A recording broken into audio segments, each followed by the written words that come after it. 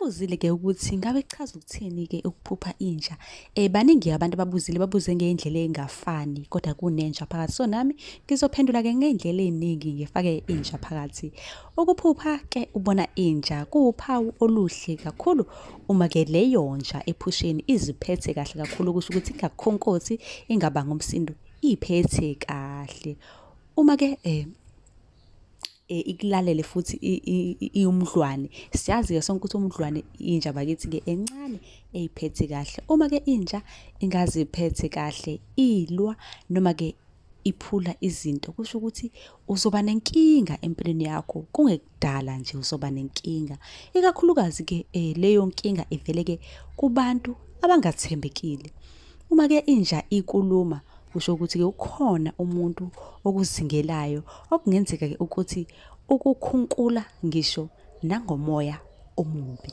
Okungasiyona-ke into enhle leyo, kumele uyisukumele mawukuthi-ke unephupho elikanjalo.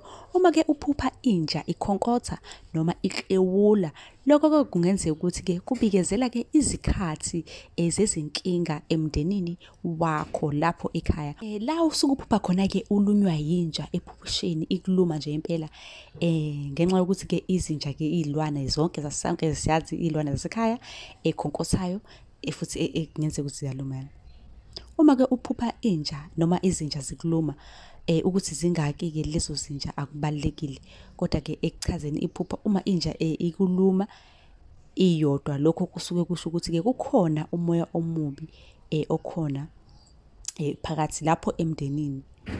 Lowo moya omubi kungaba-ke ukungaboni ngasolinye ey'ntweni ey'thize. Nina njengomndeni kube ukuthi-ke kuhlezi kuney'ngxabano ey'thize niba nazo. Uma-ke uphupha izinja ezikulumayo zingaphezu kweyodwa ngokwenani, lapho-ke kusuke kukhona-ke umyalezo, idlozi lasekhaya kini elihlose ukuletha kuwena.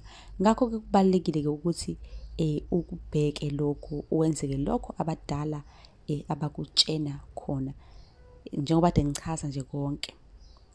Lezi zincazelo-ke ukuphupha ulunywa yinja noma izinja kufakazela-ke ukuthi-ke ngokuvamile-ke uma uphupha lamaphupho okulunywa izinja, uvamile-ke ukuphushwa uveza usekhaya noma-ke useduze nakhona ekhaya. Mlaleli, uma ukuthi-ke nawe ube namaphupho kanjena, kumele-ke uhlale lokhu ukuphuphana nephupho, kumele-ke ulisukumele iphupho, wenze-ke lokhu abadala abakutshena khona ukuthi ukwenze.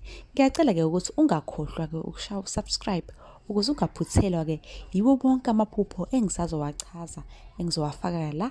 Onke-ke abantu ababuzayo lapha ku-TikTok, sithi-ke amaphupho nezincazelo, sichaza amaphupho lapha ku-TikTok. Nakhona uzongithola la ku-YouTube, ungalayikha, ucommente, usubscribe.